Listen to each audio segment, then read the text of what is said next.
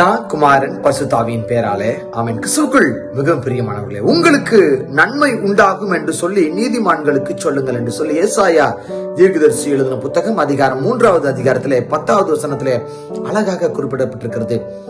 துன்மார்க்கருக்கு ஐயோ.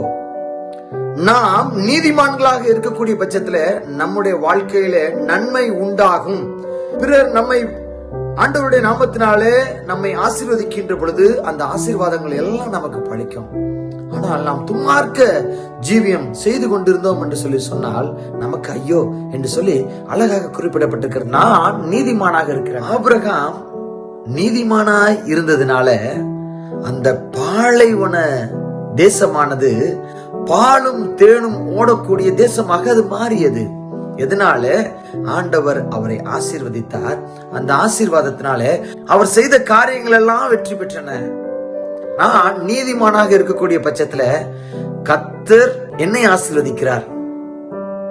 பிறர் என்னை ஆசீர்வதித்தார்கள் என்று சொல்லி சொன்னால் அந்த ஆசீர்வாதமும் எனக்கு பழிக்கின்றது. இப்ப நான் நீதிமானாக வாழ அழைக்கப்படுகிறேன். உண்மையுள்ளவனாக, ஆண்டவருக்கு பிரியமான மகனாக, மகளாக. ரொம்ப எளிமையான விஷயங்க. ஆண்டவருக்கு பிரியமான பிள்ளையாக வாழ வேண்டும் என்று சொல்லி சொன்னால் அன்பு செலுத்த வேண்டும், அன்போடு கூட இருக்க வேண்டும். அன்பு சகலத்தை தாங்கும், சகலத்தை நம்பும்.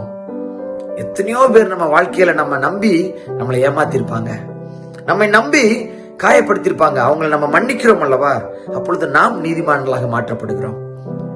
நாம் அந்த மன்னித்தலின் மூலமாக நாமும் நீதிமான்களாக மாற்றப்படுகிறோம். அப்படி நாம் நீதிமானாக மாறுகின்ற பட்சத்துல யார் நம்மகிட்ட நீங்க நல்லா இருப்பீங்கன்னு சொன்னாங்கன்னா நாம் நல்லா இருப்போம். கர்த்தர் உங்களை ஆசீர்வதிப்பார் சொன்னார்னா கட்டாயம் கர்த்தர் நம்மை ஆசீர்வதிப்பார். அந்த விதமான ஆசீர்வாதத்தை தேவன் நமக்கு தர சித்தம் கொண்டிருக்கிறார். நீதிமானாக நாம் மாறுவோம், ஆண்டவருடைய பிள்ளையாக மாறுவோம். ரொம்ப பெரிய விஷயம் கிடையாதுங்க. நீதிமான ரொம்ப பெரிய விஷயம் நினைக்காதீங்க. ஆண்டவருடைய பிள்ளையாக நீங்க மாறுங்கள். அப்பொழுது கர்த்தர் உங்களை ஆசீர்வதிப்பார். எல்லாம் சொல்லக்கூடிய அந்த வாக்குத்தத்தமான வார்த்தைகள் எல்லாம் நமக்கு பலிக்கும். நீங்க நீதிமானாக இருக்கக்கூடிய பட்சத்துல, கர்த்தருடைய பிள்ளையாக இருக்க பட்சத்துல கர்த்தர் அனைத்து விதமான ஆசீர்வாதங்களையும் உங்க மேல் பழிக்க வைத்து உங்களை ஆசீர்வதிப்பாராக. ஆமென். God bless you.